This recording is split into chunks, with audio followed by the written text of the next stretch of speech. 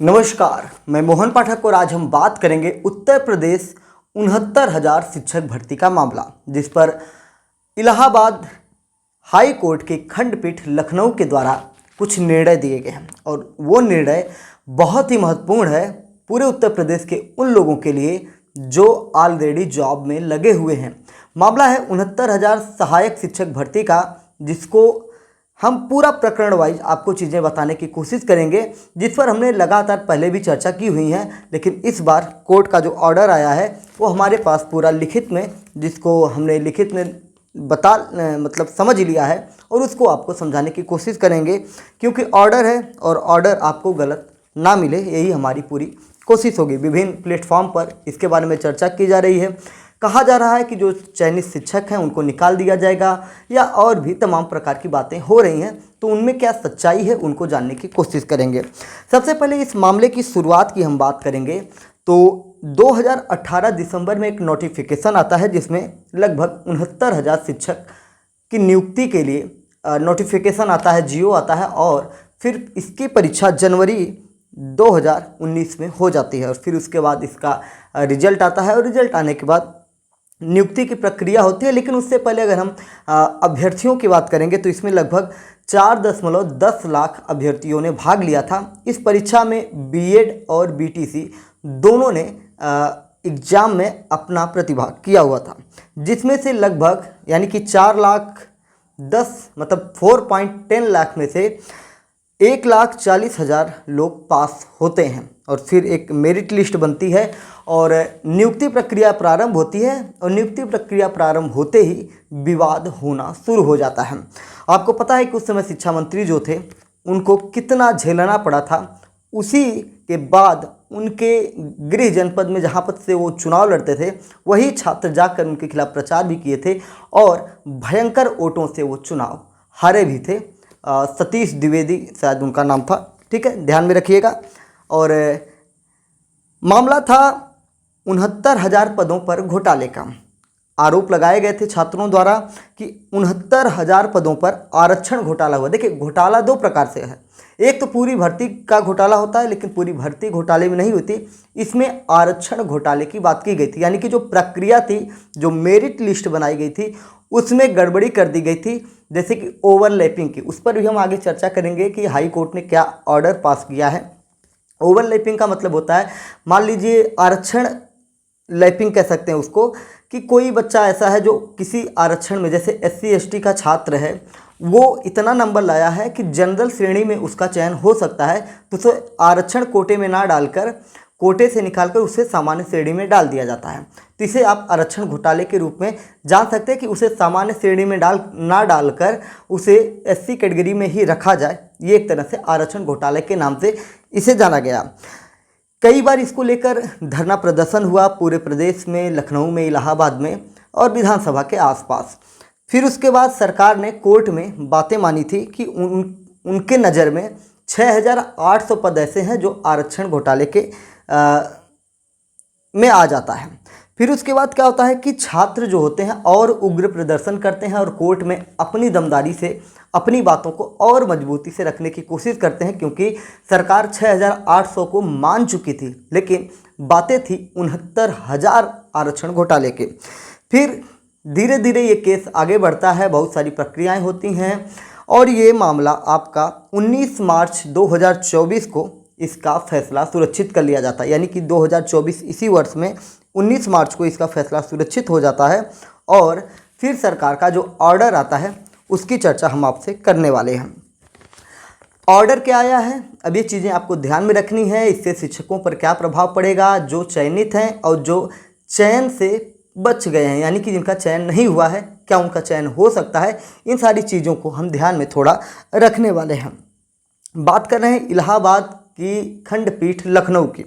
High court ने order दिया है, इसमें 69,000 की जो लिस्ट थी, अभी तक बातें हो रही थी सिर्फ 19,000 सीटों की, 6,800 सीटों की, 6,500 सीटों की जो भी चर्चाएं चल रही थी, उन सारी चीज़ों पर विराम लगाते हुए लखनऊ खंडपीठ इलाहाबाद हाई कोर्ट के द्वारा पूरी की पूरी 69,000 शिक्षक भर्ती, जो सहायक शिक्षक भर्ती हुई थी, उसकी मेरिट को ही रद्द कर दिया है। यानी कि सरकार का कहना है कि जितनी भी लिस्ट थी उसको रद्द करके नए सिरे से मेरिट लिस्ट बनाई जाएगी। यानी कि एक तरह से आप समझ सकते हैं कि पूरी फ्रेश वैकेंसी हो गई है। जितना भी लोग उसमें सेलेक्ट हुए हैं उनका फिर से लिस्ट बनेगा और ये लिस्ट सिलेक्शन पाने वाले शिक्षकों के लिए कहीं ना कहीं एक तरह से बहुत बड़े खतरे की घंटी होने वाली है। हालांकि शिक्षक बाहर हो जाएंगे या बाहर नहीं होंगे ये मामला अब सरकार के हाथ में है और सरकार किस प्रकार से इसको देखती है ये देखने वाली बात है। और बाहर से भी जो छात्र हैं वो उग्र प्रदर्शन करने के लिए तैयार हैं। अगर 69,000 शिक्षक भर्ती में और सीटें जोड़कर इन लोगों को ऐड किया जाता है जो आरक्षण घोटाले का शिकार हुए हैं तो उसके लिए छात्र, क्योंकि जब से ये वैकेंसी आई है उसके बाद से उत्तर प्रदेश में एक भी वैकेंसी नहीं आई है, ना यूपी टेट का एग्ज़ाम किया जा रहा है, एक बार बीच में हुआ था। तो ये छात्र लाखों की संख्या में अब हो चुके हैं और उनका कहना है कि 69,000 के अंदर ही जो आपको करना है करिए, एक भी सीट नई आप इसमें नहीं जोड़ सकते हैं। हालांकि सरकार के पास अपना अधिकार होता है, वो क्या करेगी वो तो भविष्य आने वाले 3 महीनों में पता चलने वाला है। इसमें कहा गया है कि 3 माह के अंदर नई मेरिट जारी की जाए, हाई कोर्ट का ऑर्डर है। और इसमें जो है 4 साल से लगातार जो नौकरी कर रहे हैं उनकी नौकरी रद्द होने के आसार हैं। ऐसा क्यों कहा जा रहा है और ऐसा क्यों हो सकता है, उसके पीछे है कि हाई कोर्ट ने एक और ऑर्डर पास किया है। उस ऑर्डर में हाई कोर्ट ने कहा है कि अगर कोई शिक्षक बाहर होता है इस नई मेरिट लिस्ट में तो उसकी जो कार्य अवधि है सत्र लाभ उसको दिया जाएगा।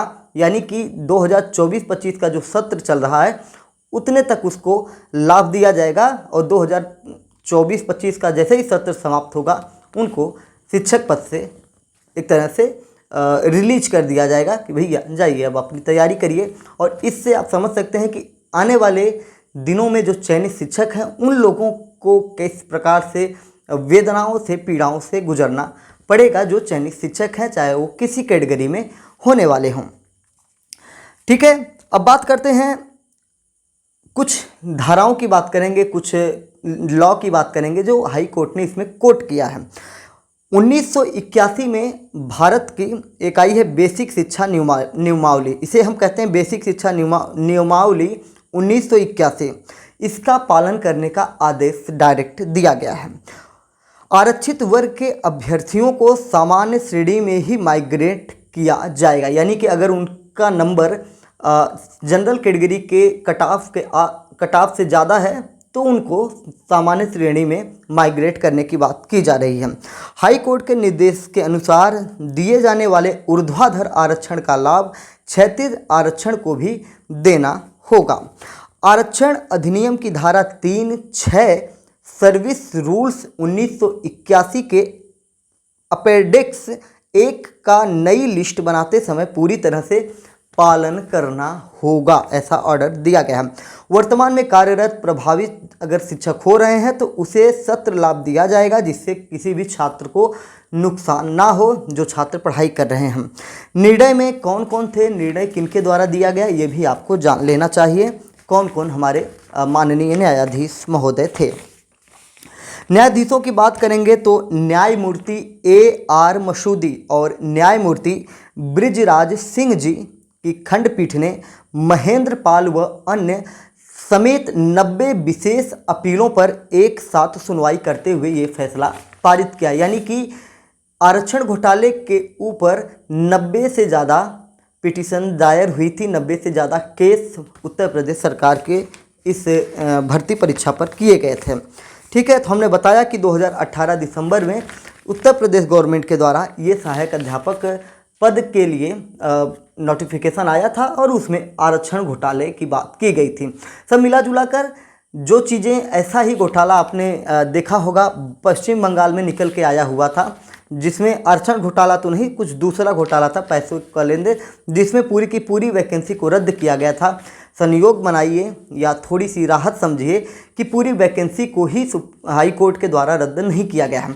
बात करेंगे उत्तर प्रदेश के उप मुख्यमंत्री केशव प्रसाद मौर्य का, जिन्होंने ट्वीट करके हाई कोर्ट के इस फैसले का स्वागत किया है और उन्होंने कहा है कि जिस प्रकार से छात्रों ने मेहनत किया है, संघर्ष किया है, वो छात्रों की जीत होने वाली है।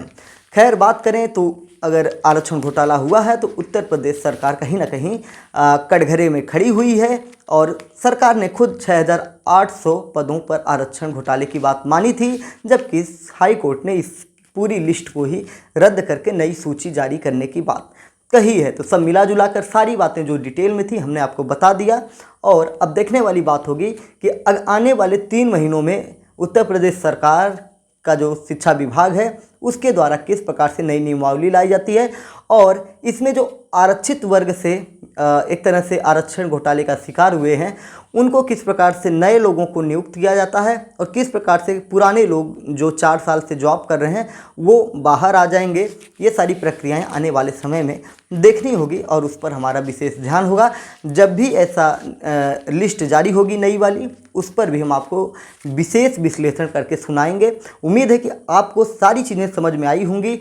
विभिन्न प्लेटफॉर्म से आप गुजर के आए होंगे। अगर MPS हिंदी पर आपको आने के बाद पॉइंट टू पॉइंट जो मुख्य पार्ट हैं हाई कोर्ट के ऑर्डर के लखनऊ खंडपीठ की, अगर उम्मीद है, आपको भरोसा है कि हमसे जो चीज़ें आपको मिली हैं उसमें 100% सच्चाई है, तो उसके लिए आपको MPS हिंदी को सब्सक्राइब करके हमारे साथ जुड़ जाना होगा, क्योंकि MPS हिंदी भरोसे का और सच का साथ देता है। चाहे वो कोई भी गवर्नमेंट हो, कोई भी हो, छात्र हितों में सदैव सबसे आगे तत्पर होता है। तो चैनल को सब्सक्राइब करके हमारे साथ जुड़ जाइए। फेसबुक पर देख रहे हैं तो फेसबुक पेज को फॉलो कर लीजिए, यूट्यूब को सब्सक्राइब कर लीजिए और भी किसी प्लेटफॉर्म पर हमें सुन रहे हैं, देख रहे हैं तो उसको आप फॉलो कर लीजिए। जय हिंद, नमस्कार, भारत माता की जय।